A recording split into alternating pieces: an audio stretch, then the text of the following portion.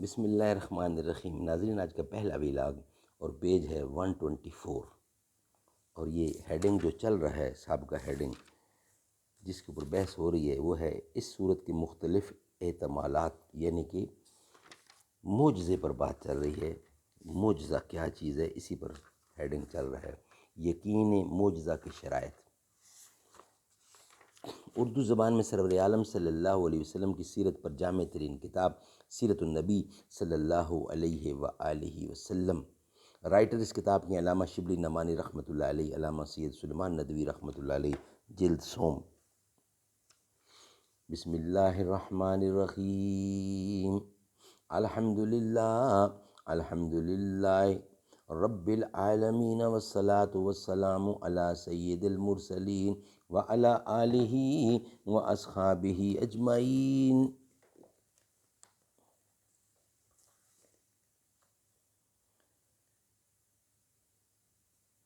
ترکوں کا جس نے دامن ہیروں سے بھر دیا، ترکوں کا جس نے دامن ہیروں سے بھر دیا تھا، میرا وطن وہی ہے، میرا وطن وہی ہے۔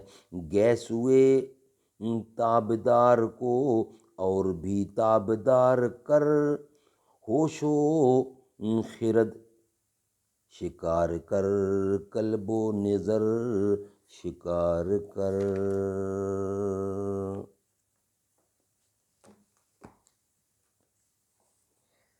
اتنا ہی نہیں کہ آپ دنیاوی عیش و آرام سے دستبردار تھے، بلکہ دشمنان دین طرح طرح کی ایذائیں پہنچاتے تھے، گالیاں دیتے تھے۔ گو رحمت للعالمین کا ہاتھ ان کے حق میں بھی ہمیشہ صرف دعا ہی کے لیے اٹھتا تھا، اور ان کے ساتھ نیکی ہی کا حکم فرماتے تھے۔ راہ میں کانٹے بچھا دیتے تھے، نماز پڑھتے میں جسم مبارک پر نجاست ڈالتے تھے۔ ایک دفعہ آپ حرم پاک میں نماز پڑھ رہے تھے، عقبہ بن معیط نے آپ کے گلے میں چادر لپیٹ کر آپ زور سے کھینچی کہ آپ گھٹنوں کی بل گر پڑے۔ یہ سب کچھ تھا، لیکن دعوت حق، نوع انسان کی ہدایت اور فلاح و بہبود کی تعلیمات کا کام بلا شبہ شابہ تزلزل جاری رہا تھا۔ کیوں؟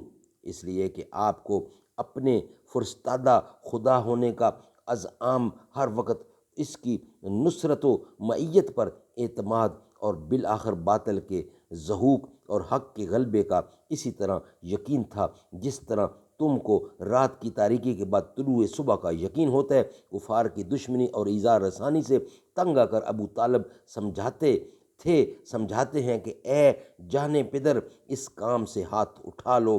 آپ فرماتے ہیں کہ غم محترم، میری تنہائی کا خیال نہ کیجیے، حق زیادہ دیر تک تنہا نہیں رہے گا، عجم و عرب ایک دن اس کے ساتھ ہوگا۔ کفار قریش بدنیتی قتل کے ساتھ آپ کے تعاقب میں نکلے۔ غار ثور جس میں آپ مخفی ہیں، اس کے قریب پہنچ گئے کہ رفیقہ فی الغار حضرت ابوبکر نے گھبرا کر عرض کیا کہ یا رسول اللہ صلی اللہ علیہ وسلم، دشمن اس قدر قریب ہیں کہ ذرا نیچے جھک کر اپنے پاؤں کی طرف دیکھیں تو ہم پر نظر پڑ جائے گی۔ آپ نے فرمایا لا تحزن ان اللہ معنا، غم نہ کر، خدا ہمارے ساتھ ہے۔ ایک موقع پر آپ کسی درخت کے نیچے تنہا استراحت فرما رہے تھے۔ ناظرین، انشاءاللہ اس واقعے کو ہم نیکسٹ حصے میں بیان کریں گے، ویلاگ نمبر 2 میں۔ ویلاگ نمبر 1 ہمارا کمپلیٹ ہوا۔